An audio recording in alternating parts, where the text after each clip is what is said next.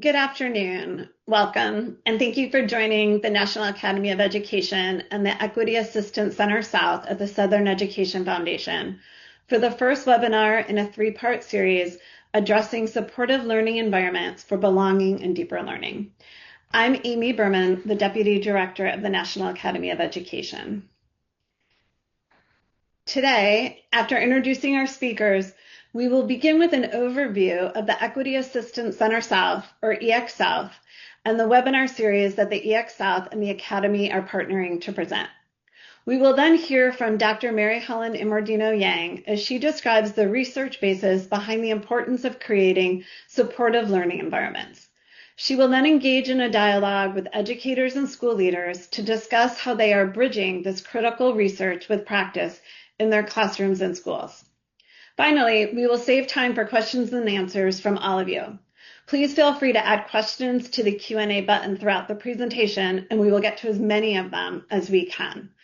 And again, it's really important if you could try to put these in the Q&A button because it will be much easier to find than in the chat. Thank you. These are our speakers. Mary Helen Immordino Yang is the Famiyandana Adala Professor of Humanistic Psychology and a Professor of Education Psychology and Neuroscience at the University of Southern California. She is the founding director of the USC Center for Affective Neuroscience Development, Learning, and Education, or USC CANDLE. Dr. Immordino Yang has pioneered novel approaches to the study of social, emotional, and brain development with implications for educational practice and policy. She was elected to the National Academy of Education in 2023 and the American Academy of Arts and Sciences in 2025. She's also a former 7th grade public school science teacher. Samantha O'Connor is a high school chemistry teacher in Nashville, Tennessee. Her career began 10 years ago in Metro Nashville Public Schools, and she now teaches at Harpeth Hall, an all-girls independent school. Through a career that has spanned diverse classroom contexts and working environments, Samantha has worked to figure out how to make chemistry relevant and engaging for all students. Her teacher preparation program at Vanderbilt University and her time spent with the Knowles Teaching Fellowship has helped her discover and develop effective instructional practices for science education that transcend the variability that exists within classrooms and between schools. Matthew Nunez is a high school social studies teacher at Da Vinci Rise, a hybrid independent study school in Los Angeles, California, designed to support youth experiencing foster care, housing instability, probation, and other barriers to education that often disrupt traditional schooling. Peter Karp is the principal of the Institute for Collaborative Education, a New York City public school known for its collaborative culture, commitment to equitable access, and admissions model that reserves half of its seats for students from low-income backgrounds. He previously taught science at the school for 10 years. His school is a member of a New York State consortium pioneering the development of performance-based assessment tasks. Pete is committed to fostering a collaborative and supportive school environment in which high expectations are set for all and significant trust and autonomy is granted to teachers in their design of curriculum and to students in their choices within the inquiry-led learning experiences. Ishay Collins leads the Equity Assistance Center South at the Southern Education Foundation, where she oversees the center's operations and works with public school districts across 11 southern states and DC to address long-standing educational disparities. A civil rights attorney and former elementary school educator, she brings a wide range of experiences to the EX South, holding such roles as current Atlanta City Council member, former chair of the Atlanta Board of Education, the senior director of programs for the education nonprofit Jumpstart, senior program director for the Georgia State University College of Education, among others. I'm going to turn it over to Ms. Collins now to talk about the Equity Assistance Center South. Great. Thank you so much, Amy. I truly appreciate you. The EX South, as always, is proud to partner with the National Academy of Education, especially for this important webinar series. And so during today's presentation, you may hear us refer to the Equity Assistance South as either EAC South, like I just did, or simply the EAC. And so, who we are. We are one of the 4 regional technical assistance centers across the nation, federally funded by the U.S. Department of Education. And what we do, we provide universal, targeted, and intensive technical assistance to support and address issues of equity while advising and serving public school districts and their organizations in their work for more opportunities for students, particularly in the areas of race, national origin, sex, and religion as required by law. The great thing about our services as a TA center for school districts, school boards, and agencies is that it is free of charge. And so we don't charge anything for our assistance in partnership with the National Academy of Education, and would love for you all to request request our assistance. And so who do we support? We serve the 11 states in the South, including Washington, D.C., and you can see the map to your left, bottom left. Our region is home to 128 of the 128 remaining open federal school desegregation cases. So we are available to provide desegregation technical assistance in that area as well. We support the 4.5 million Black students, which is more than 60% of the 7.4 million Black students in public schools nationwide, and 42% of the nation's English language learners, of which about 2/3 of the population live in Texas and Florida alone. And so we share this data set to understand the magnitude of our work, but also for you all to know that there is a free technical assistance center with the expertise to address these issues for you. And so now I will turn it back over to Amy, who will facilitate today's discussion. Thank you so much. Thanks, Ishay. As I mentioned earlier, this is the first in a 3-part series. We will be recording this, and we will be sharing all of them after the presentations. Student academic achievement is predicated on numerous factors, including a safe and supportive learning environment. When learning environments, instructional strategies, and curricula support psychological safety, predictability, deep conceptual understanding, and purposeful engagement, students are better able to attend, persist, reason, and learn.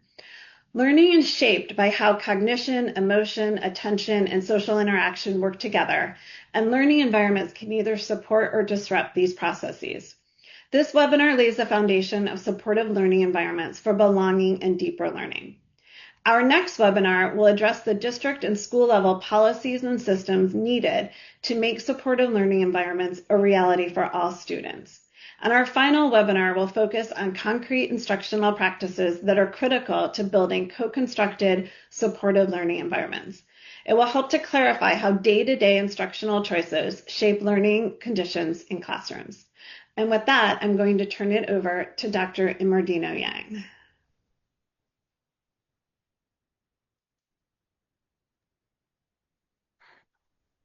Okay, thank you. So, all right, I'm going to share my screen.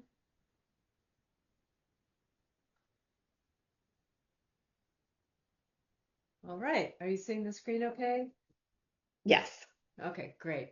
Well, thank you very much for the invitation to speak here today and for all the work you do on behalf of America's children. It's quite an extraordinary task to educate our children for the future, and you are right in the heart of it. So I'm going to jump straight in and talk to you about some of the very basic science that we and other people have been doing for the last 20 years or so that really is changing the way that we understand the nature of learning itself, and what that means for the design of school environments. And the basic idea that we're coming to over and over again across fields of science that are dealing with the human condition is that human beings are not, even though science aims to divide people up into small different systems and different kinds of capacities and different abilities that we can do things. We have math scores, we have English scores, we have language learning ability, these different things. We carve people up into these components, But you know, as educators, that you don't have, a super marginal gyrus and reading ability scores walking into your room. You have a whole child who brings with them the entirety of their experience. And you are charged with helping that child grow themselves through the opportunities that school can provide and grow themselves in ways that enable them to participate in society productively, ethically, in ways that are self-fulfilling for them and that are reflect the kinds of strengths and proclivities and capacities that they're capable of developing. And so what we're really going to talk about today, just briefly, is a kind of tour through the science of emotions, brain development, and effective teaching, and really look at the ways that the brain is not fragmented into pieces, but a whole people exist in classrooms and what that means for the way we design our educational systems. So I'm just going to start with this song that was written by my baby daughter when she was 6 in kindergarten, and it's literally just a picture that she drew of herself there with crayon. I just took a picture of it. And we've got a little music stand and she's singing, and I'll just read it to you. Don't try to read it, but I won't sing to you though. She says, "Oh, Teddy," Teddy's her little brother, Theodore. "Oh, Teddy, we love you more than the whole earth size. As the earth spins every day, we love you as much as usual, but sometimes even more as you make us proud and happy that you're you." Right? So what a lovely little song about this girl's feelings, her understandings of the world, her rudimentary invented spellings, her ability to start to express herself in writing through music. But I have a simple question for you. Is this a song about this little girl's love of her baby brother, or is this a song of her budding interest in planetary science? Right? Human beings leverage our experiences in the social world, in a body, through our social relationships and our cultural ways of knowing, and we bring those to bear on the ways that we experience things, even things that you might consider academic learning or proto-academic or scholarly skills. We don't do things in silos. This young girl has experienced this amazing sense of awe, learning that we're on this gigantic ball of dirt, flinging through space, orbiting around this star that's shining on us and spinning as we do that. And as the star shines on one side, we get lit up, and we call that daytime, and then we're spinning around the other way and we get around the other side and the star doesn't shine on us anymore because we're being blocked by the ball of dirt, and we call that nighttime. And she's completely in awe of that and trying to wrap her head around how magnificent that is and what it really means. And at the same time, she's experiencing, having a baby brother that she is so connected to and so wanting to help take care of, that she really felt like was her brother, one of those kids. And she put those two things together because to her, I would argue, they felt somehow the same. And this really reveals to us the nature of the learning process itself. Learning is not just about the content or the transactional ways in which we exchange information. It's about the way in which we make each other feel, and then the ways in which we construct meaning and share and formalize that meaning across those feeling spaces. And what we're finding is that even for the most academic kind of learning, like in this case for this little girl, learning how to write, right, how to spell things, she actually experiences and leverages that skill in the context of a bigger, more meaningful for her story that's deeply emotional about her life, who she is, her family.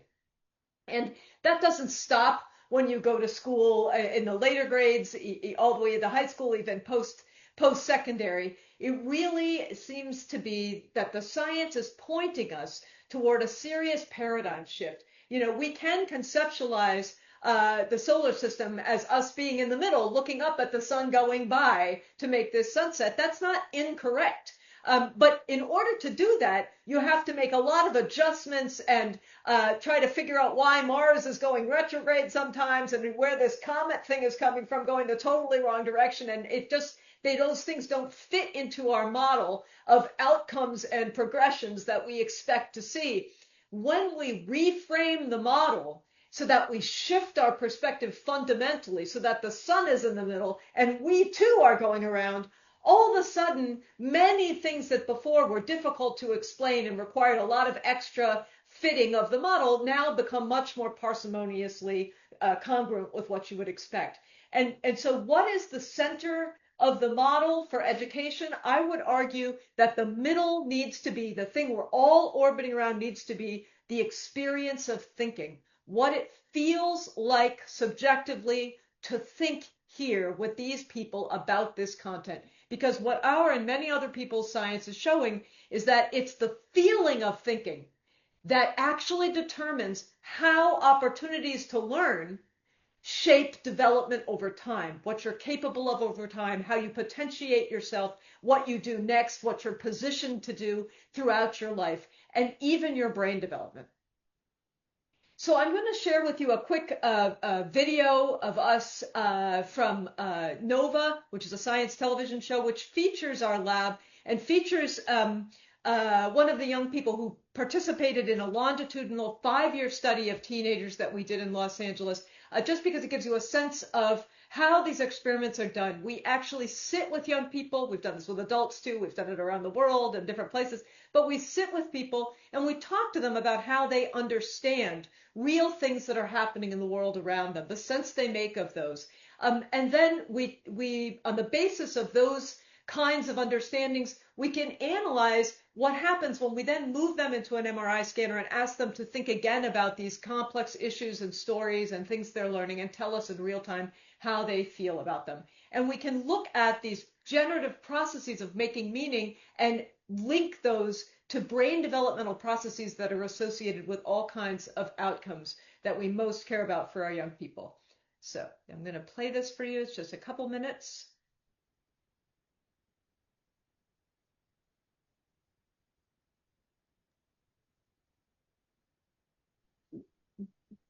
The sound isn't working, I don't think. The sound's not working? No. All right, let me try it again. I'm going to stop share. Okay, I can fix it. Thanks for telling me. I'll do this again.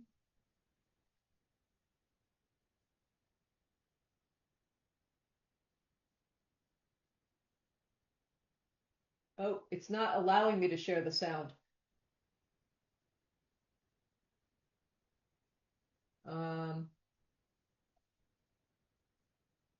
That's the problem. I don't know if the person controlling this can turn it on like it was before.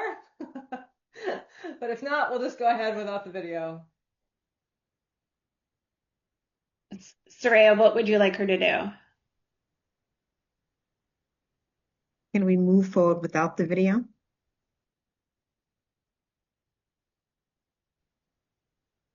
All right, are you seeing this? Okay, so I'm just going to talk you through quickly. I'm not going to play it all. I'm just going to go like this and show you.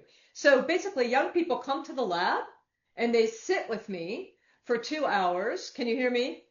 Yes, okay. Sit with me for 2 hours, and they also talk to other people from the lab about all kinds of things they've witnessed in their life, who they want to be someday, how they understand the world, the way they're parented, their ideas for how to make the world better, all these kinds of things. But one of the things they do is they sit with me for 2 hours and talk about a series of 40 true documentary stories about real teenagers' lives from around the world.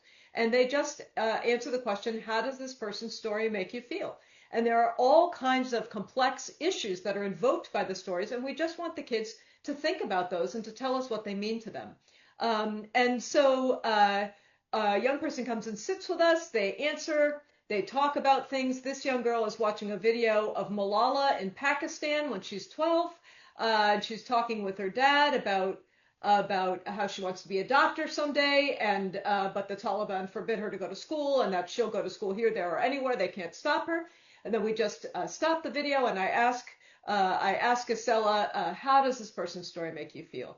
And she talks about the way that she thinks about it, and then we move her into the MRI scanner here, and she's shown the stories again as she lays inside the scanner, and we're measuring brain activity as she's there.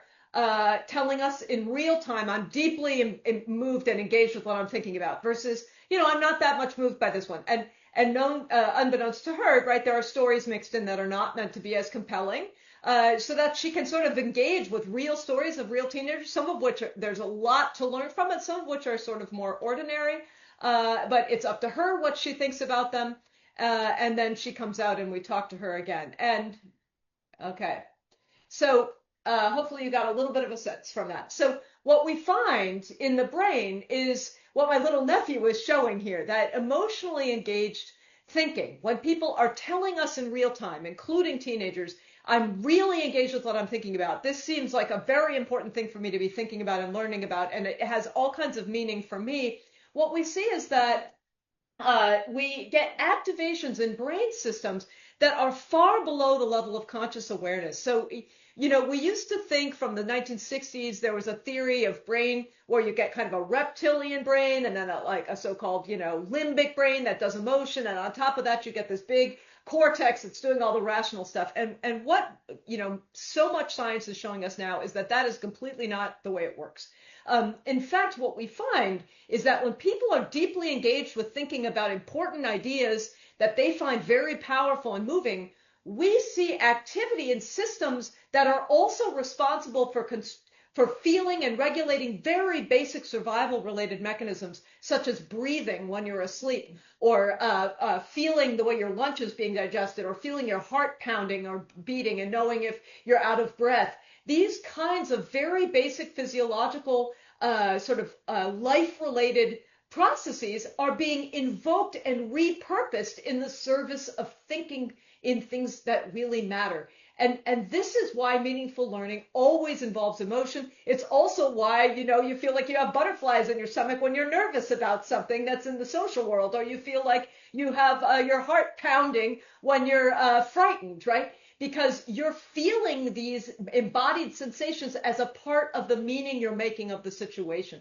And what we show is that the way young people engage this kind of embodied thinking and feeling is deeply connected not only to their brain activity in real time as they're thinking about stories and telling us what sense they're making of them, but it's also allowing us to literally predict the future of their brain development 2 years later when we bring them back, compared to how their brains were structured when they first came. So this is like Mary Helen's brain at age 15. Now we bring Mary Helen back at age 17, and we compare Mary Helen's brain to herself 2 years before. So we are not comparing kids to each other. We did do that, and we don't learn anything from that. There's not consistent patterns, right? There's tons of individual variability, and that's wonderful.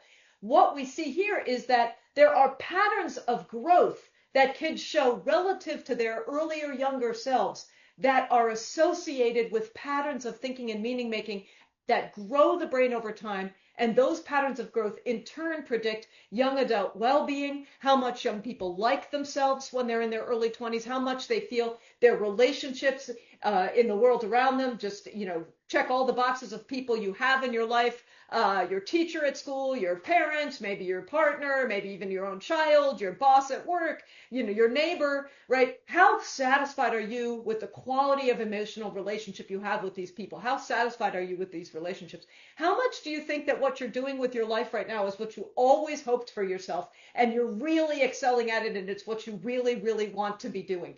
These kinds of questions are predicted by the brain development that is predicted by patterns of making emotionally engaged meaning as kids are engaging with these stories. Let me give you a sense of what those patterns are. But before we do that, I'm just going to show you just very quickly a tour of the brain. These are data from adults, so we did this with first, as it works for us too, and just showing some of the big neural centers that are deeply engaged when people are thinking about things that matter to them. So you're seeing two slices through one person's brain. One, you see the nose over here, the tongue, the spinal cord. This is that so-called reptilian brain. It's the brain's stem. It sits between the cortex and the subcortex and the spinal cord, which goes out to your face and body and back, right? So it's really the bottleneck that allows your brain to connect with your body and your body to connect with your brain. It's essential for survival and operates happily for those of us who forget to do stuff, right? Like breathe. It operates between the level of your cortex and your body, so you don't have to think about making it go. And then on the right, you see a slice of the brain this way, turned up. So this is the forehead, the back of the head. And so what do we see? Emotionally engaged thinking activates brain systems that keep us alive. So this is a statistical map of the systems of the brain that are systematically more active, sucking up more blood and glucose and oxygen when people tell us that they are deeply engaged with what they're thinking about, that it really matters to them, as compared to things that they say, aren't that important, or they're kind of done thinking about, or that they find sort of boring. And so what do we see? Brainstem activity. So this is the medulla down here. This is right above the spinal cord. If you get damage in here, you get things like persistent vegetative state, coma. Down here, we can't even keep you alive on life support. Short of defibrillating your heart with every beat, you rapidly become physiologically dysregulated and die. I mean, how powerfully does this speak to our engaged thinking actually engaging the way in which we feel and experience our own selves? Over here, bilaterally, that means on both sides, we get massive activation in something called the anterior insula. What we know about these regions, we know a lot about them now. When we first did this experiment in 2009 with adults, what we knew is that in neurosurgeries where we're trying to control severe intractable epilepsy in the 1950s, a neurosurgeon named Wilder Penfield would put people to sleep, open up their head, then wake them back up and poke around in the part of the brain that he was going to resect to make sure that he wasn't going to remove, like, their ability to speak or their memory for their grandma or something, in trying to control these seizures that were ruining their life. And he kept exquisite notes of what people experienced when he poked in different places.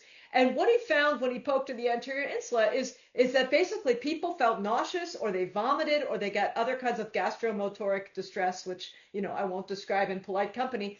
These are visceral somatomotor cortices. These are the parts of the brain that literally feel and play out what's going on in the internal body and your heartbeat when you're running up the stairs and all these kinds of things. And what we showed was that these systems are repurposed in the service of thinking. So the very same brain systems that allow you to know you're frightened, or allow you to know that your lunch is not sitting well with you, also let you think, wow, this is fascinating math. Let me keep going to solve this problem. Or gosh, that's immoral. I don't agree with what's going on, right? These kinds of judgments are literally tied to gut feelings, but we build out our ability to have gut feelings through experience. So you don't, it's not intuitive like we think of in society, where a gut feeling is something you don't have to learn. What we've shown is that learning technical domains actually allows you to connect those patterns of thinking to emotional ways of caring about stuff. When you talk to teachers and ask you, why do you do your work, right? I guarantee there's going to be something in there that has to do with the deep emotional connection you feel to the purpose of that work. That is you playing out your expertise in the constructs of the brain that actually allow you to stay alive. It becomes part of who you are and how you live to be able to know and think things. The anterior middle cingulate is like the center of the brain, right? It's like a central hub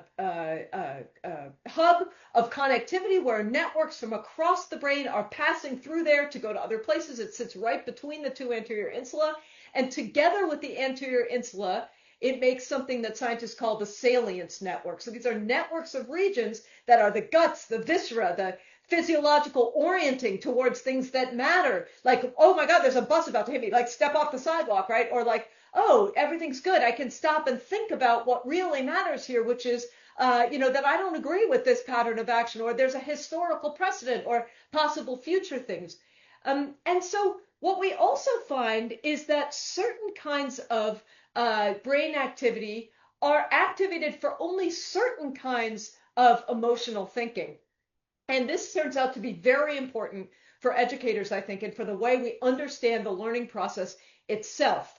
And these are regions of the brain that, previous to our experiment and others, we called the default mode network, because a guy named Marcus Raichle and his colleagues at University of Washington in St. Louis had done this very clever experiment where they gave people lots of things to look at in the MRI scanner, words to read, babies crying, pornography, like all kinds of stuff, and just watch what happened to the brain when people gave you stimuli, so to speak. And there was a hypothesis at that time, and this was only like 2001, that if we were to ask people to lay in the scanner and just relax, think about nothing, and give them just a blank screen to stare at, right? That the brain would sort of be, kind of omnipotentiated. It would just sort of be background level activity waiting for something to happen, right? The kind of the way your computer hard drive is when you're not putting any tasks on it. And that is not at all what they found when they did an experiment where they asked people to do a really hard task where they had to pay attention, right? It was called the NBAC task, where you memorize what came before, and keep reporting if it came 2 or 3 times before, and you see the picture again and all that. And then just relax, think about whatever, don't, just daydream. And what they found is that these massive activations were happening in the core of the head in these regions that we know are among the most metabolically expensive in the whole of the human body. So underneath this spot here, way back in the middle of the back of your head, is one of the regions that uses so much glucose and oxygen per unit time. It uses more in the same amount of time for the same amount of tissue than your thigh muscle does in the middle of running a marathon for the same size of muscle, right? So just daydreaming is using more glucose and oxygen per unit size of tissue than your thigh muscle in the middle of a marathon. What does that tell us about what's going on when we are not being asked to respond and quote unquote do mental work? What we found is that, and now many, many experiments have shown this in various ways, these systems aren't the default in the sense that they do nothing sort of waiting there for stuff to come in. The human being is constantly making meaning. We're thinking about memories. We're imagining futures. We're playing out hypotheticals. We're wondering, oh, that guy at work, I wonder if he's mad at me. Or, geez, I wonder I could do it this way if that would work. Or next week it's my grandma's birthday. I wonder if she'd like flowers or if I should take her out to lunch, right? Playing out these possible things that don't actually exist in the real world. And that turns out to be a core piece of the brain's activity profile and also of learning that I think our school designs have overlooked, and in fact, in many cases, under supported and even punished. Daydreaming, thinking about big ideas, taking time to slow down and really reflect on the meaning of things and make sense out of it in your own way turns out to be key for brain development, for well-being, and also for learning. So let's just look at what we would have seen Acela say when she saw the story of Pakistan, right? And this girl who can't go to school. She says, this story makes me feel upset, how she wants to be a doctor, continue with her education, but it makes her sad. Knowing her journey would be very difficult, right? I colored that yellow because that is her showing us, she knows what happened in the story and she has a direct reaction to that story that makes sense. It's sad and she feels bad for her, and that's very legitimate. And kids who did a lot of that had a lot of friends. They accepted diversity well. They weren't in trouble. They were doing well.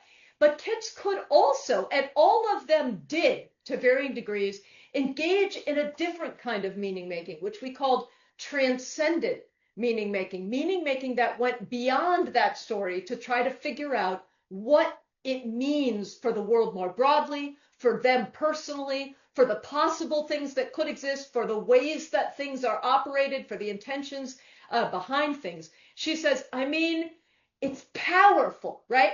There's something bigger than just this girl's story here, is what she's telling us. She says, it makes me think about my own journey in education and how I want to go to college and hopefully be a scientist someday, right? She's taking that girl's story and now playing it out, just like my little nephew with his, with looking at the mirror. She's playing it out on her own sense of self, her own story, and seeing the similarities. And then she says, even more, I guess what really hits me is how not everyone's able to get this chance to go forward with their life and get an education or do what they want to do. It's not right.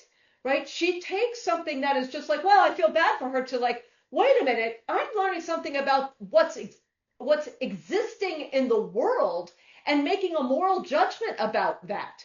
I guess when I think more, it makes me feel upset that others live in certain parts of the world where they don't want people to learn.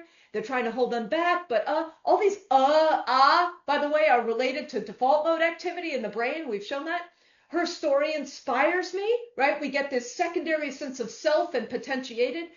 self, where I'm like, feel like I could do things that are meaningful, to work harder, right? I could prevent those things from happening. Maybe everyone everywhere should have the chance. I mean, all human beings should be able to live free and choose their life future. She goes from this story about that girl makes me sad for her to all human beings should, right? That process we call transcendent, because she's moving from a direct empathic reaction that's context dependent to something that is invented in her own mind that goes with her wherever. It's something that moves through time and helps her learn something about herself, about the world, and what's possible. That kind of thinking is the kind of thinking that we think schools need to be really promoting and supporting in systematic ways.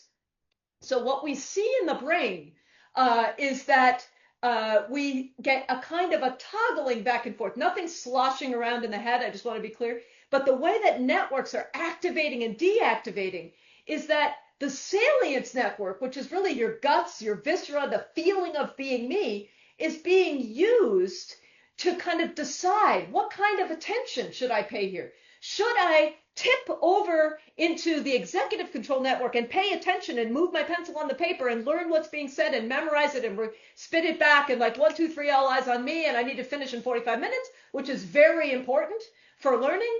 Or, and this is the part where we often don't spend enough time thinking strategically about how to allow for and even support this in school, can I switch back? Because what matters here is a bigger idea, right? Rolling this ball down this ramp in physics class isn't just about measuring the ball and timing it and getting the right answer and calculating this thing we're calling the constant of gravity. It's actually about measuring this like hidden force that's everywhere all the time, that all matter is sucking onto itself, and it's the thing that's holding my feet on the ground and making the moon make tides and also making this ball roll, and I can actually make an apparatus that I could use to figure out how strongly it's pulling on me and the ball and everything being on the world through this experiment. That leap to the concept of gravity takes a kind of emotional safety, because you have to be able to let go of paying attention to what's out here, wondering what people are thinking about you, paying attention to the teacher giving instructions, and instead think for a few minutes about, like, what is the big idea? And people even roll their eyes back, they close their eyes when they're thinking. It's like, don't give me stuff in front of me, I need to construct ideas in my mind. That kind of thinking is key for education. So I'm going to take you just very quickly. We have papers showing that that kind of thinking actually grows the physical connections of the brain over time in ways that produce life satisfaction in young adulthood. And I'm just going to wrap up with an example of what we think this looks like in a math classroom, for example. So this young man is in a school, an alternative school system, where he is being asked to learn math for the first time. And the way the teachers have built the curriculum, they engage the students in big mathematical problems that get them really interested in big ideas, and then work backward from that. And the teachers, there's a video of this you can find online easily. It's published in our 2020 paper in Ed Leadership if you want to go find the video that way. The teachers explain how they rope kids in, they entice them with big ideas that they find powerful, and then help them connect mathematical computation to that. So this is the last day of class where this young man is explaining what it's meant to him to learn math in this way. And I want you to listen for these patterns of attention and engagement.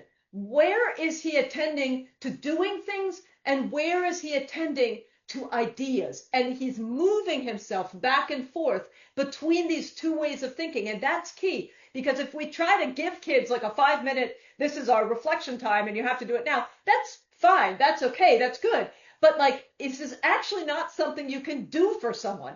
It's like a muscle, our data suggests. You have to decide for yourself, wait a minute, I don't get this. Let me step back and make sense of this. Or wait a minute, I've got this idea. Let me dig in and try and work it out. So let's watch what he says. He says, I want to be the first person in my family to graduate from college, but I never even imagined I could reach that level of math. Math at my school has helped me to learn mathematically, right? These process-oriented ways of thinking. Learn how to think outside the box. in different strategies. When I was given a problem, I had to think in a new way and research ideas I don't know before, right? He's talking about the way in which he's thinking, not what he can do. I've spent 2 months working on a problem called walking to the door. That's Zeno's paradox, right? You get halfway to the door. Do you ever get to the door? Why or why not, right? He says, it led me, it took me somewhere. It led me to think about limits and the idea of asymptotes. I had to study fractions, right? I had to study fractions to think about the idea I had, the problem I had. Through doing the problem, I got fascinated by finite and infinite. I was able to connect it to my life, right? I would argue that the idea of asymptotes is not, super relevant for some random kid's life, except it becomes so because he feels himself engaging as him, engaging that guts and viscera as he's doing his mathematical thinking. And what happens as he's tipping back and forth is he's engaging the feeling of him, which is the connection, it's the relevance, it's what's making the learning powerful. So I'm just going to skip ahead to the end here. And this stuff is available in other places. I can send it to it. But what we really are showing is that meaningful learning shifts teachers and students from emotions that are mainly about the outcomes, the results, what can you do, what did you do, please do this, I have to chase you around and make you do this, right? To emotions that are mainly about the ideas, gravity, asymptotes. That's why we're doing these things. Social justice, that's why history matters, right? When we engage in big ideas, that is deeply, powerfully meaningful to kids, and it's an entree point for them to practice leveraging skills in the service of building their brains and their minds and their sense of self. I want to thank our funders. You can follow us and get more information, and thank you.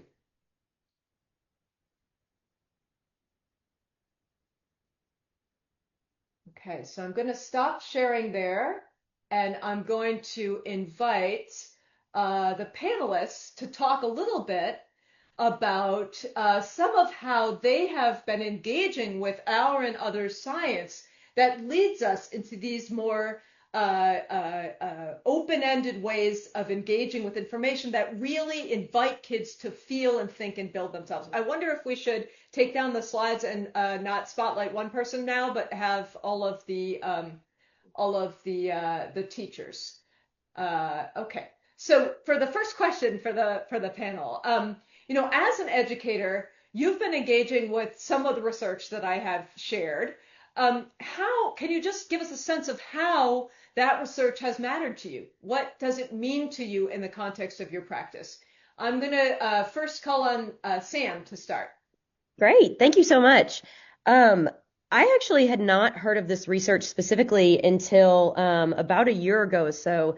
And one thing I was surprised to find is that it was very fortunately in alignment with a lot of the things I learned in my teacher preparation program, which really focused on building students' identities as doers of science and providing opportunities, instructional tasks, and more casual learning opportunities as well for them to really take on ownership over their learning, which helps them find purpose and direction in the equations that they're learning, which as a high school chemistry teacher, that is all we can hope for, is that these very niche equations become meaningful to students' lives.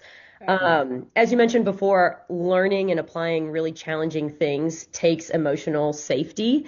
And so those culture building practices are most definitely an important part of that on the front end, especially and throughout the year. But more recently, in connecting my teacher preparation program with this research, the idea that has resonated with me is that very similar to how people don't really take advice until they need it.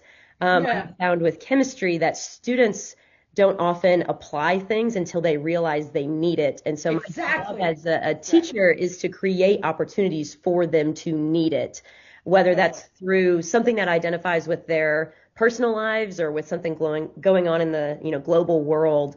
And so I think that's kind of been my recent challenge, is how do I keep adapting my instruction to match opportunities for them to be like, oh, I need an equation or I need an explanation that shows me how to do this specific thing. Absolutely. Amen to that. Matthew, do you want to tag on? Yeah, no, definitely a lot of similar to what Sam was saying, but for me, I think the biggest thing has been, as a social studies teacher, it's validated the social responsibility that I feel like I have to educate my students in a way that's, not just remembering dates and presidents and where countries are on a map, but to actually really think about who they are as citizens and how they contribute to society and how the things that are going on in the world around them, affect them even at this young age. And so I think for me, it's one of those things where my goal is to just encourage them to explore the world around them and not to think of social studies as something that is only in the past, right? Or not even only in the present, but also how can they use these things to examine their own futures. Mm-hmm. Pete? Yeah, I mean, I'm a school principal, and I was a science teacher for about 10 years. And I first became aware of your work and this work in general through a kind of meta study called How People Learn. And we read that as a staff, and I remember feeling really moved by the idea that that learning is what resonated most is that learning is at its core an emotional experience, I and with wrote that. Yeah, and go ahead. and Yeah. without that, and without that the emotion, the information that comes into your brain and as it is pulled out of your brain, it sort of gets marked by an emotional tag.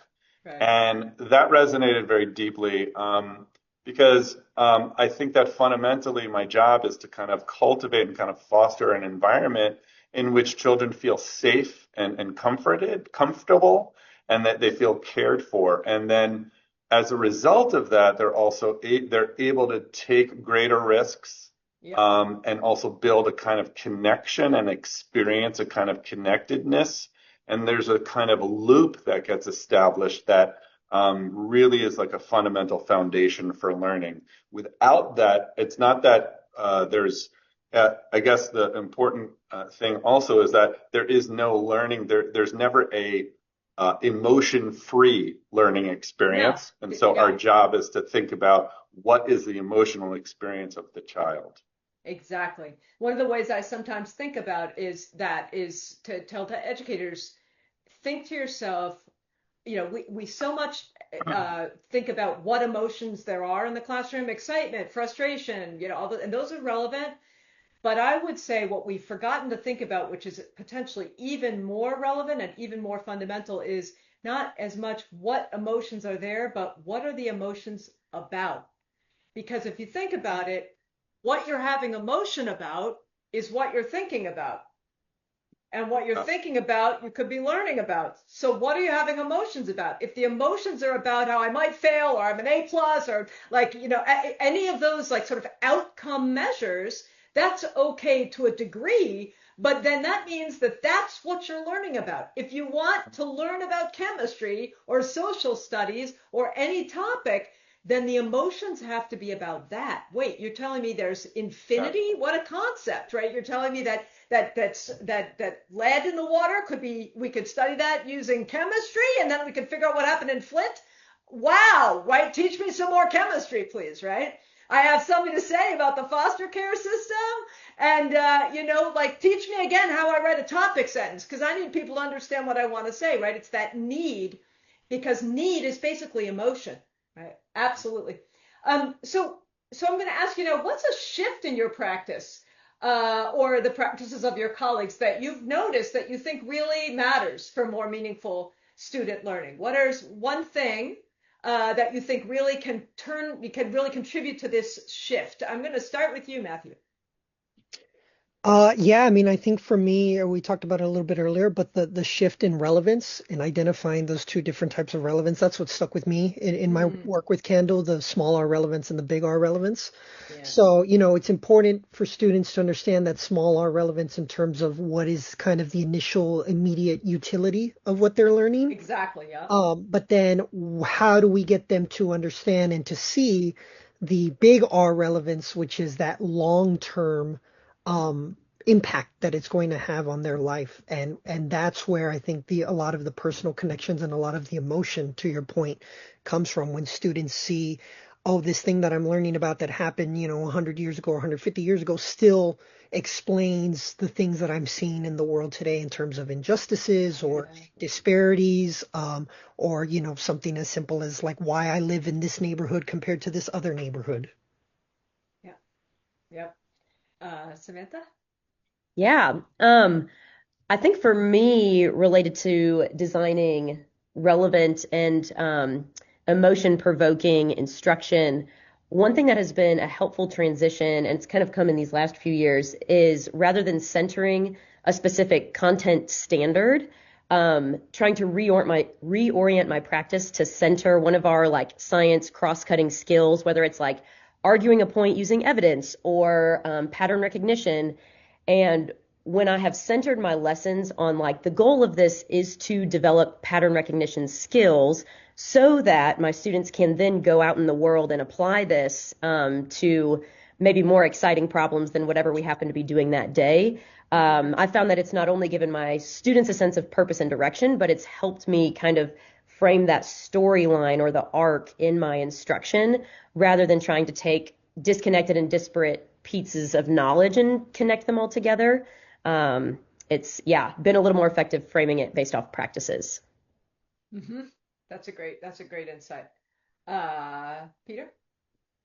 Yeah, I mean, I think about in terms of shifts, like I was having a conversation with a staff member, a teacher recently, and like sharing feedback from a lesson observation, and the the the teacher had designed a lesson, like a good lesson, but they were going from bite-sized information, slightly larger bites into then larger long-term problem. It was a math class, and it had a certain thing that I call it like a gatekeeper kind of a lesson where Absolutely. you got to do this thing. Once you've done that thing, you can do that thing. And then we can get you to the kind of mathematical reasoning and fun problem solving where you'll talk to your classmates.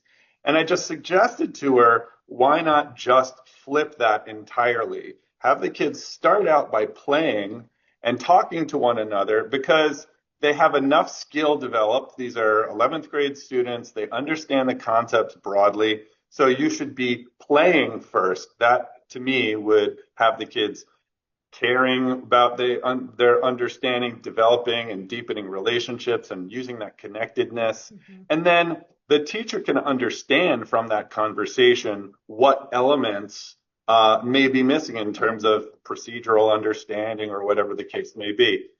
So those kinds of things have really been helpful, right? Like thinking about like what comes first, what kind of really simple Yes. shift can we make that actually is not leads to a very complex result. A very complex result. I love that. I'm going to give a little story of my own kid. So this is Teddy.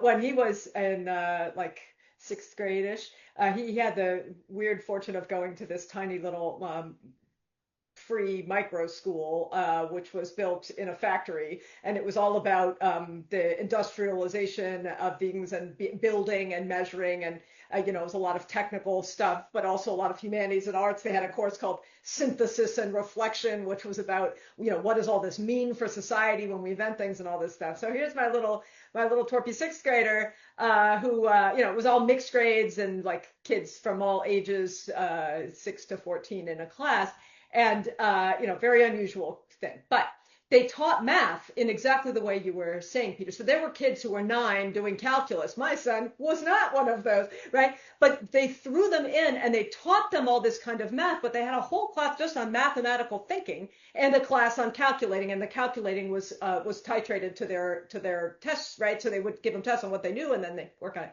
So here's my kid. He's coming out of a public school where it's a much more standard curriculum, a very good quality neighborhood public elementary. About halfway through the year, he was struggling. He was trying to take these. They would have assessments every Friday, and he's like sitting there the night before trying to really think about, everything that was going to be on the test, and he's trying to memorize all of it to make sure he knows all of it. And it's like, that is not what those tests were for. And I remember sitting with him at 9 p.m. before a test and be like, honey, you can't learn all of physics by tomorrow morning. Like, you're only 10. Like, it's okay. You're going to learn this. Like, other kids have been learning this for a long time. The point is not to go there and already know everything, right? The point is to know there and see what you can do. And like that orientation to the assessment process. So fast forward to after Christmas, his first year. This was not a kid who ever put his work up or something. He discussed what he was learning, all these things, but we never quite knew what his grades were. Like, that just didn't matter to him, but he was deeply engaged. He puts this math test up on the refrigerator, which is not like him to do. And I look at it and it says 50%. And it's all marked up with red by his teacher all over it and whatever. And I'm like, okay. So I go over to Ted and I'm like, hey, Ted, I see you put your math test up on the fridge. He's like, yeah.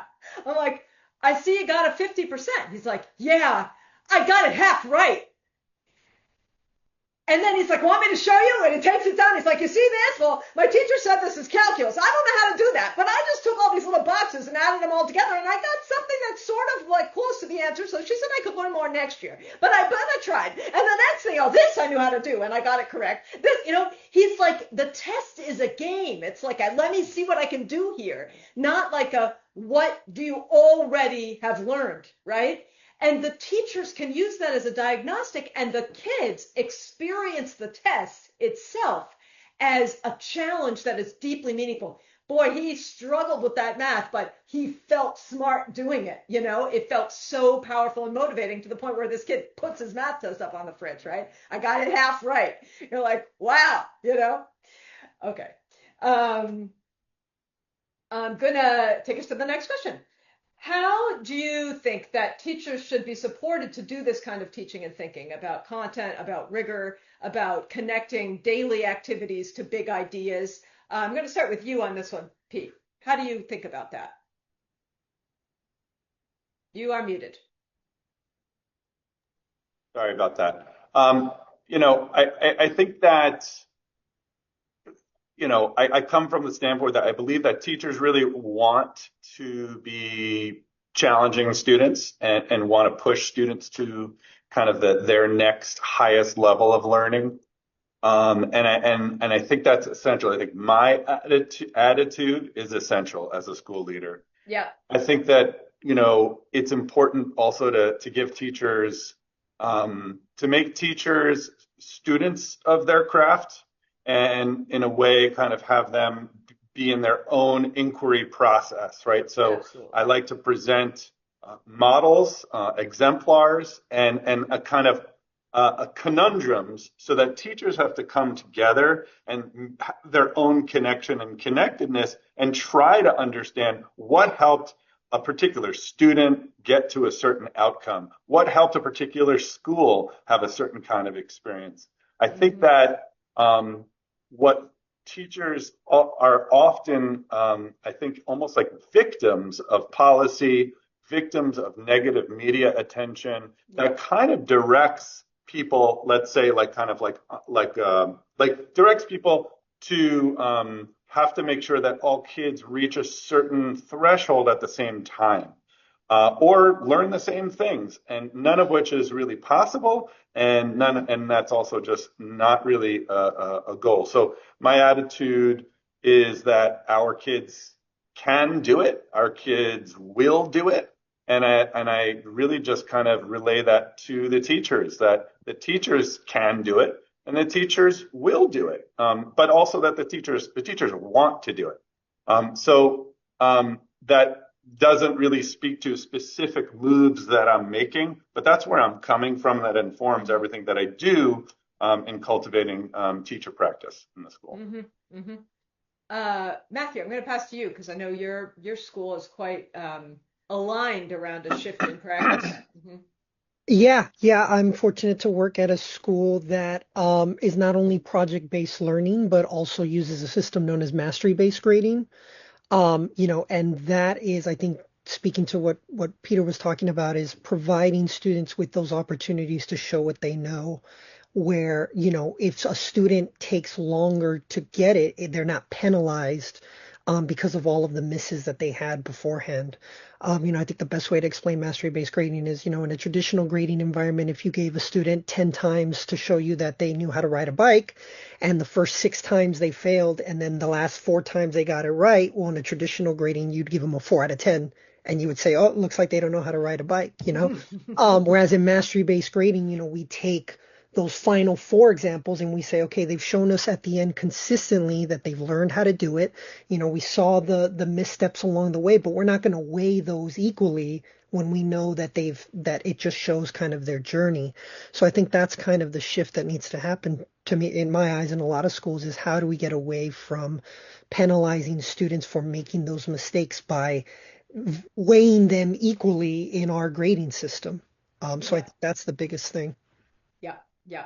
And I'll just add to that for those who are interested before I circle back to you, Sam, is that we have actually neuroscience research showing that kids who are in these more open-ended learning environments where they're grappling with math, this was with math problems with each other, and they're trying to solve them and stuff. For example, in the study we did was in Switzerland, in Geneva, in Montessori schools versus traditional Swiss schools. And we showed that we had 8 to 12-year-old kids who did math problems in an fMRI scanner, right? Kids from both the Montessori and the traditional schools got the same number of math problems right. So you could stop there and say, oh, everybody's learning math. Okay, that's fine. But what we found is that the Montessori kids, and this is not advocating Montessori, it's just the approach that's more open-ended. It's an example of that, right? Where they're grappling with making mistakes as part of the process rather than as a wrong or a right answer. There's no grades, right? Instead, they're meant to try to figure it out together, and the teacher's guiding them, and the materials are designed to guide them. So what we found is the Montessori kids got far more wrong because they didn't skip anything they weren't sure of.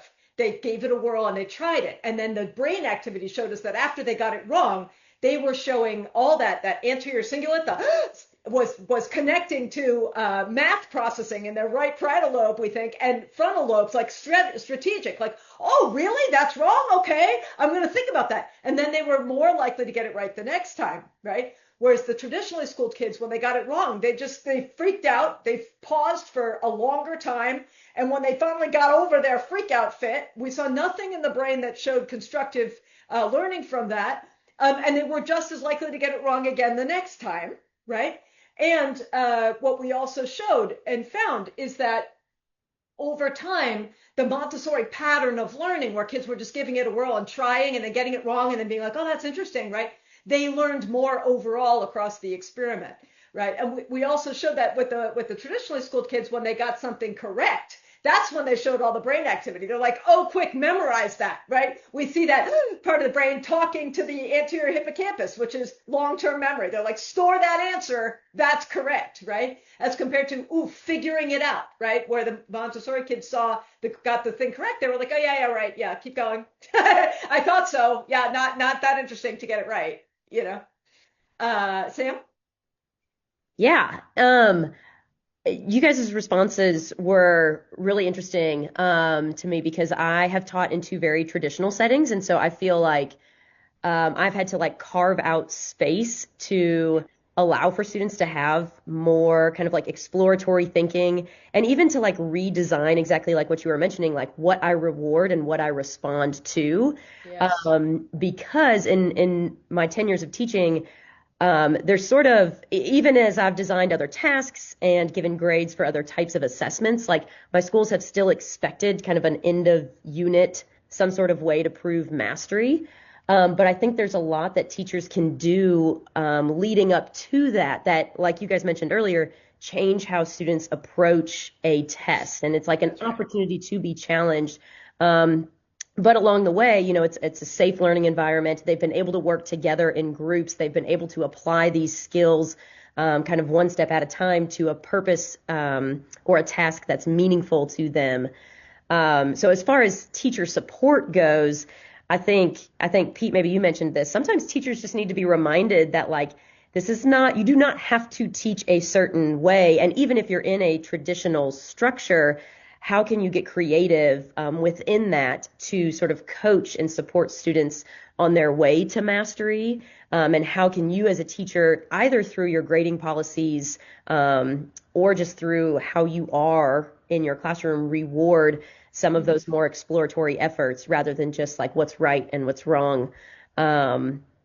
Yeah, my initial response to this, I was just thinking through my teacher prep program, like I was trying so hard to make every lesson relevant and purposeful for students, which is great in effort, but sometimes exhausting and sometimes Yes. feel defeated when you can't find a great like storyline to do that. But now that I've been in it a little longer and I feel like I know my context pretty well, I feel like for teachers who have been in the game, you know, they know their students so well. And sometimes supporting teachers just looks like what you mentioned, Pete, of like going in the classroom and saying, what you have is already great. Try flipping this instead. Or how can you create an opportunities for students to explore or to play with this idea rather than showing them right away sort of an assessment type of task. So, yeah. Love that. Love that. And I think you've already dealt with some of this question, but I'm going to give Matthew and Pete the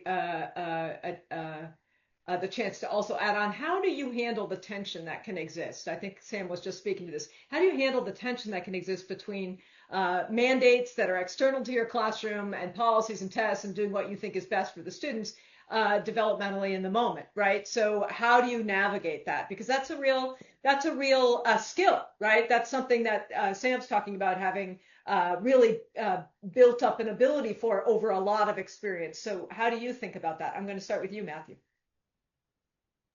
Yeah, I mean the tensions are very real for my school in terms of, you know, being a hybrid independent study charter school. There's a lot of scrutiny on charter schools in general and also independent study schools. So I think the biggest thing is looking at what are all of the different avenues in which we can determine student progress and showcase student progress, and what does that look like with things like presentations of learning or student-led conferences, you know, things that are student-driven, where we really give them the ability to advocate for themselves what they've learned, you know, and not make assumptions that the only way that students can show what they've learned is their score on a test, right? Or what, you know, this national, you know, exam says that they're at in terms of their reading or math levels, you know, not to say that those things aren't important or aren't valuable. But I think those things often kind of strip away the context of the students, and you know, as was mentioned in my bio earlier, is, you know, the students we serve are at-risk youth, you know, that have a lot of things that they are bringing with them to our school, that don't get seen or are sometimes seen as markers against them. And so, you know, us as a school, one of our priorities is how can we allow students to demonstrate their learning in ways that are unconventional, but still valuable. Yeah, very valuable. And then kids can find their way back into the more standardized metrics over time as they get confidence, right? Pete? I think there's like a multi-pronged answer for me. I am, I think, you know, uniquely very lucky in that I work in a school that's a member of the New York Performance Standards Consortium. And for those who don't know who we are, like the consortium negotiated with New York State close to 30 years ago to earn a waiver from using the Regents exams, which are, you know, single high stakes exams across the major subjects. And so with that waiver, we've been given a certain kind of protection, a certain kind of freedom to develop a unique assessment model. And so there's a certain amount of work that's been done by leaders who are brilliant, and there's legal, there are lawyers involved as well. So I work in a somewhat protected environment. That said, I've had to fight many battles with my own superintendents and other folks around many of the practices that still remain either unconventional or represent a way of thinking that is not really accepted by the mainstream. And I'd say that what I'm doing actively is I think what Samantha described in the schools that you've worked in is carving out a niche. And I'm part of a group of school leaders that actively and collaboratively and cooperatively carve out this niche within the New York City Department of Education and then within the New York State Education Department. I do that, and then I don't talk about it at all with the teachers at the school because I don't want it to be on their minds. I want them to have freedom to do the work that is the good work. And then we talk amongst ourselves about how to make that the best it can be. We borrow from great folks like Mary Helen and other people who are pointing the way. But I'm a part of a good and supportive team. So I'm lucky in, again, also being in New York City. Because it is such an enormous system, we have until recently about 1 million students in this single district in New York City, about 1,600 schools, or it's give or take at any moment. So we can kind of hide in this huge, vast sea of students and educational policy. And that what we've also done is when there are mandates, because we have some collective power, we push back collectively against the mandate. So there was a math curriculum mandated for all of New York City high schools. And we pushed back and we said, we've been working on and actively develop our own assessment model. We would like to tell you what it is and have our own way of working on it, right? And so as the result of developing, connections and alliances over time, we were given audience with decision makers and have, again, carved out our own niche with regard to mathematics. And we'll continue to do that kind of thing. Mm-hmm, mm-hmm, mm-hmm. Are there others who'd like to speak to that question? Matthew? No? I think I think I already responded to that pretty question. much responded to it. Yeah. Okay. So I think the last question I'll ask is about if you could just give an example of the kind of a learning experience that a student or a group of students might have in your class or your school or in the teachers that you mentor or administrate. That you think would be conducive to this kind of developmental approach, this kind of journey-like experience of thinking and this invitation to transcendent meaning making. So, Sam, I'm going to call on you. Yeah. The example that came to mind came from, I think, my second or third year of teaching. So truly just still trying to get my sea legs under me. My principal asked me to sit down as science department chair and write a lesson that aligned with the International Baccalaureate kind of framework, which is very immersive and kind of getting students to apply all these ideas across the storyline in line with what we've been talking about today. And I was so frustrated that I had to do it. It was all day Saturday. But as I was sitting there thinking about my upcoming unit, it was on chemical bonding, so ionic, covalent bonds, polar, nonpolar, all that sort of stuff. I don't know if it was recently on my mind or how it came to be. Maybe I saw like something on Netflix, but I started thinking about the Deepwater Horizon oil spill. And so out of that came this whole storyline of how could students use the knowledge of chemical bonding to design a device that could clean up this massive oil spill, or since then, now that so much time has passed, like smaller oil spills that we've seen in rivers and lakes. And so throughout that, we looked at news clippings and what happened to gas prices, what happened to the Gulf community.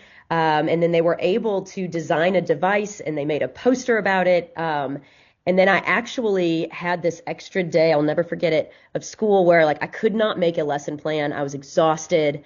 And so I talked to the PE teacher and I said, hey, can my students come and put their posters around the gym? And then can you have your PE classes come and vote on the posters. And my kids are going to stand there and they're going to present their ideas, kind of like a Shark Tank-esque moment. And then whoever gets the most votes, I forget, I think I gave them, some extra credit or some bonus points, or they got to present in front of everybody. But the administration came down. We had 200 or 300 students in the gym all going around to these posters that the activity sort of just came out of thin air. But I started taking pictures of the day because I just have never seen my students so excited to share this knowledge that they had been developing over time. And a lot of adults that came down and watched were like, these kids need to submit this to some sort of science contest. Like, they're so passionate about it. A lot of them brought down some of the things that we had been experimenting with in the class to be like, look, like the duck feathers, they really work to absorb the oil. And so I still use that project to this date, but I will never forget the first time that it ran, because I didn't know if it was going to work at all, and to see the kids take ownership of it. And the Gulf is not even really our local community in Nashville, but to have a real world problem that they could apply what they were learning to, and they felt like they could really make a difference. That's left a lasting impression with me. So That's cool. Matthew? Yeah, so in my work with Candle over this past school year, I developed a project as an example of pursuing transcendent thinking with my students. So the project was about the social contract, and getting students to understand this concept of how we in societies choose to give up our individual freedoms in order to receive a collective security amongst ourselves. And so I had students engage in different case studies where we would look at different examples of how the social contract is seen in their lives, in the ways that they interact with the world. And so I started by giving students kind of a questionnaire where they were presented with different situations that they had to make a choice, A or B, and those choices would represent either a choice for more security or for more freedom. And so that allowed students to kind of have a baseline of what they value in their own lives. And so after that, we had students explore different case studies, talk about things like freedom of speech versus censorship. We did a case study on the right to bodily autonomy versus public health mandates. And, there I talked about students' personal experiences with COVID, the COVID-19 pandemic. And so, it was really a unit that was built entirely on students' understanding of what they value in their own lives. How much value do they place in having the freedom to do whatever they want versus what is the security that they experience that they may not even realize exists as a result of them giving up their own personal liberties. And so it was a really, the unit, I think, promoted a lot of that transcendent thinking, or at least that early transcendent thinking that I wanted students to engage with. But it was also an opportunity for me to engage in my own thinking and understanding of, I went into the unit thinking that students were going to value freedom almost entirely, just based on conversations and knowing my students and knowing really young people in general and how they want to kind of, they're always like, let me just do whatever I want, say whatever I want, be out as late as I want. And so it was a learning experience for me as well, to see students really place a lot of value in security, in understanding why there exist things like, health mandates and curfews and limitations on freedom of speech. And so, I think what came out of that project was a lot of really good work by the students, but also a lot of learning that I got to experience as their teacher. I think a lot of the kids, did they express having changed their mind? Like, I Yes. remember reading some of those kids' answers and being like, I didn't realize I actually value this so much, or I always assumed I would think this, but when I actually go look at the choices, I guess I'm more conservative than I thought, or Yeah. I'm more liberal than I thought, right? They changed their minds. Yeah. Yeah. Peter?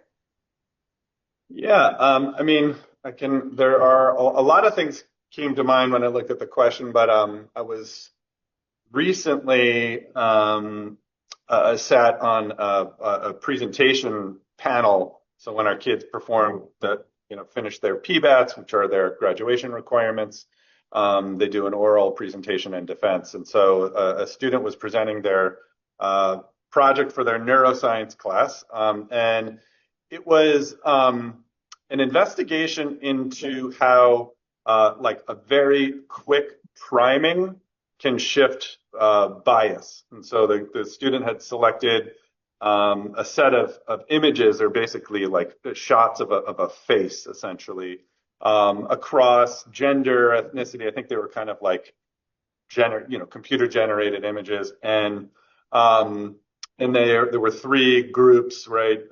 One group was primed by something that I think it was like a story, and somebody had done something wrong, and it pointed towards a member of a group. And then another was the same story, but it just pointed towards a member of a different group. And then the control was there was no story. And the student asked the subjects to, listen or read the very brief story, and then look at the images in sequence, and then identify the image of the person that they felt was being identified, or something to that effect. And what was amazing about it was the conversation that we had, like a group of adults and two other students with this investigator, this 11th grader, about how it is we make up our minds about who a person is and how we understand who they are when we look at them, and what signals, what cues we are receiving, which we know as adults are overwhelming. Actually, as kids, they know are overwhelming. That was an incredibly rich conversation where the investigator was talking not only about the results and the data that she was analyzing, but also as she approached the design of the investigation, how often she got tripped up by her own biases in even establishing how to ask others to report on their biases with no bias obvious to anybody, right? The whole thing was her going from my experience to your experience, from my past to the future, and just a wonderful, wonderful conversation at which I think is aligned with transcendent thinking, although I'm still not quite sure. All right, wonderful. It's great. Amy, yeah. I want to thank you all. You've actually covered the questions that people have asked in the Q&A. Mary Helen, I want to know if I can put you on the spot, but you only have 3 minutes. One of the things that I think is so fascinating about the work that you do is that in addition to studying students, you also study teachers, and you also put teachers in these MRI machines. And I know you could do a whole nother, 8-hour lecture on that, but I wonder if in 3 minutes, since we have a lot of teachers on this call, you could tell us a little bit about that and what you've learned. Yeah, okay. Well, so I'll first say we just got a paper accepted yesterday, which for academics like geeky people like me is great. And so it's going to be available very soon on teachers' narratives about their practice and the kinds of narratives that teachers are telling us that they think about and how those relate to their practices. So I think that's going to be really foundational for people to start conversations. But I think the study you want me to tell you about, Amy, is the one with the brain data, which we're just about to submit. So what we basically did, we went into schools all over the Los Angeles area in low SES areas with high proportions of kids of color, first generation immigrant kids, working class kids, and basically went into those high schools and middle schools and asked the administrators there, who are the superstar teachers, right? Who are the teachers you think really are committed to the kids really love, really learn from? And we invited 40 of those amazing people to be part of a study with us, and they all agreed and were wonderful to work with. So we did a whole bunch of things with them. We sent a team of people in to videotape their class and to observe what they were doing and to ask them about it. We also had the kids tell us what they thought about the teachers and how they experienced the classes. And we had those teachers come back to the lab with us and do a whole bunch of things, including in-depth interviews about how they understand what they're trying to do, how they understand the purpose of school, what they're trying to get in their class. And then we had them go in the MRI scanner. Well, they did a bunch of things, but one of the things they did was we had worked with them in advance to get to design an assignment for their class, one of their classes that we were observing. And the assignment was very open-ended. So it was like, this week we've been studying about, right triangles, the causes of the Civil War, whatever it is. And like, why is that important or interesting? What have you learned? Like, explain the big idea, like very open-ended, formative assignment for students.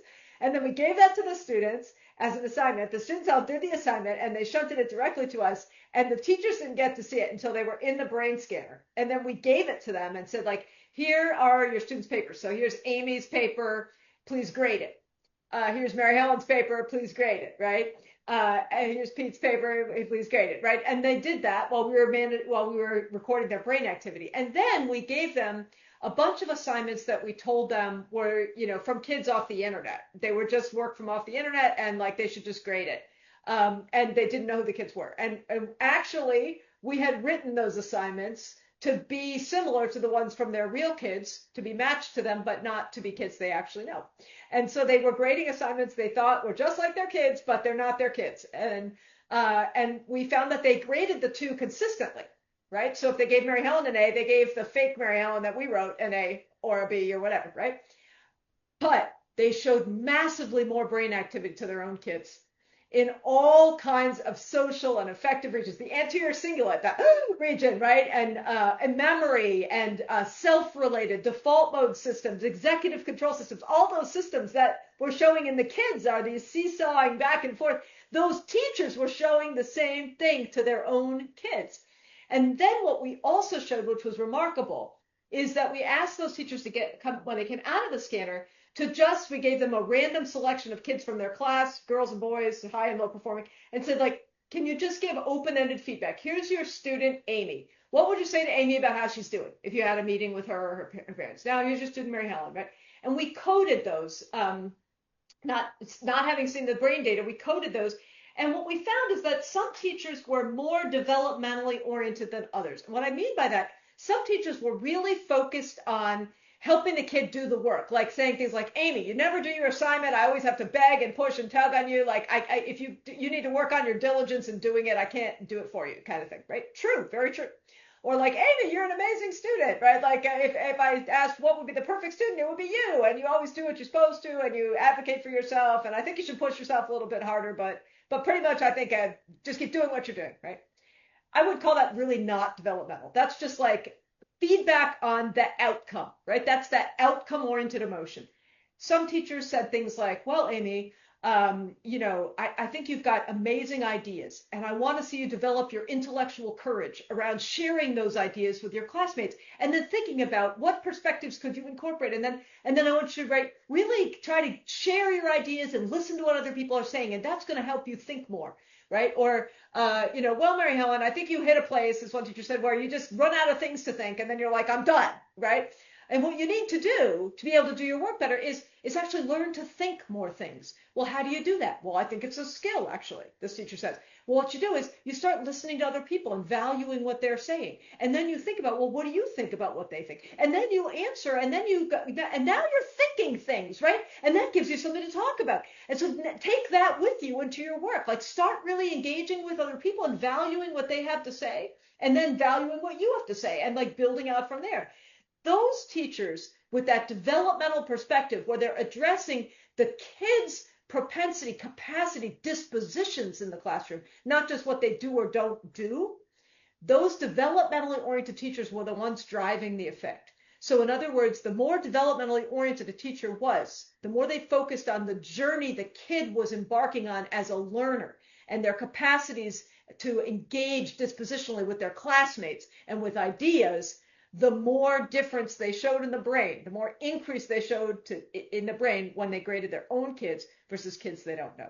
So that's really the work of teaching, right? That's what I love about this finding, is it's like we were able to lift up and reveal what these amazing teachers know how to do, and then share that with the world in ways that we hope will really be kind of conversation starters for policymakers, for professional development, right? To really, and for teachers themselves to engage with each other and with their kids around, how do I really think about the kids in front of me and how I support them as whole people, not just to learning outcomes, right? We think of learning as the outcome of school, as the purpose of school, but it's really not the ultimate purpose of school. I would say that learning is the means. It's essential. It must happen, but it's the means to something much bigger and more important, which is development.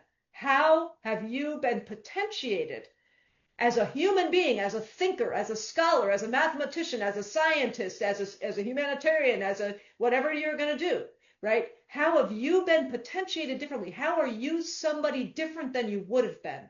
How do you feel and think differently than you would have if you had not had this opportunity to think and learn these things with these people in this way? And that's the ultimate aim we need to be asking ourselves about.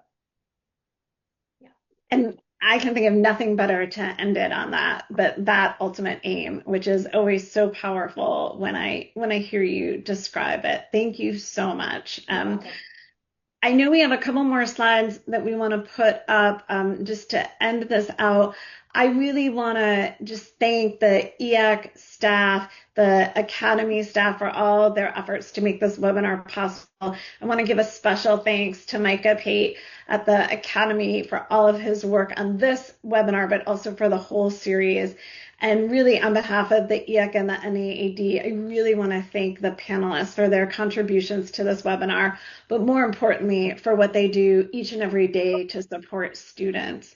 And I want to thank you all for participating. Thank you.